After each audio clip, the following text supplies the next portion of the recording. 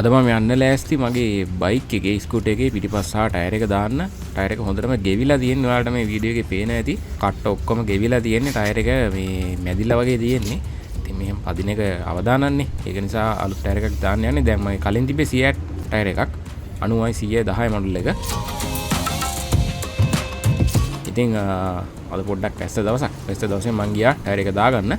ඉතින් කඩවල් කීපෙකින්ම බැලුවා මට හොඳ එකක් හම්බුණා MRF ටයර් එක. මේ කට්ට තියෙන එක තමයි දාන්න යන්නේ. මොකද පිටිපස්සට පොඩ්ඩක් ගැප් එක හිටින එකක් දාන එක හොඳයි කියලා හිතුවා. MRF එකේ 90i 10 ටයර් එක මේක සාමාන්‍ය MRF ප්‍රයිස් එක 9800ක් වගේ වෙනවා. ඉතින් මේ ගානට දාලා ඔක්කොම කරගන්න මට පුළුවන් වුණා පොඩි ඩිස්කවුන්ට් එකකුත් එක්ක. ඉතින් පස්සාරෝදේ ගලවුවා. ගලවලා මේ විදිහට තමයි ටයර් එක ෆික්ස් කරේ. මේ වාම සාමාන්‍යයෙන් අඩු බජට් එකකට ටයර් තියෙනවා 5900 වගේ ඉඳන් තියෙනවා. ඉතින් එකක් දාන්න නැතුව MRF එකක්ම දැම්මා. හොඳට කාලයක් පදින්න පුළුවන් නිසා. ඉතින් මේ දැම්මට පස්සේ ටයර් එක මේ විදිහට තමයි අපිට බලා ගන්න පුළුවන් වෙන්නේ.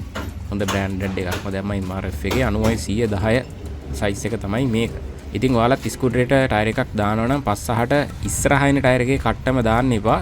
සමහර අයනම් කියවා ඉස්සරහට එන කට්ටම දාන්න කියලා. ඉස්සරහට රෝදේ නිකන් ඉස්සරහට ඉරීරියන කට්ටක් තමයි තියෙන්නේ. ඒක නැතුව පස්සහට පොඩ්ඩක් ඩිසයින් එක වෙනස් වටේට ගැප් එක තියෙන එකක් වගේ දාන්න. එතකොට බයික් එකට ගොඩක් හොඳයි. ඉතින් ඔය විදිහට තමයි අද වැඩේ වුණේ. ඉතින් අද පොඩි vlog එකක් තමයි ගෙනාවේ. වීඩියෝ එක like කරලා subscribe කරගෙන යන්න. තවත් මේ වගේ vlog එකක් අරන් ඉක්මනට එන්නම්.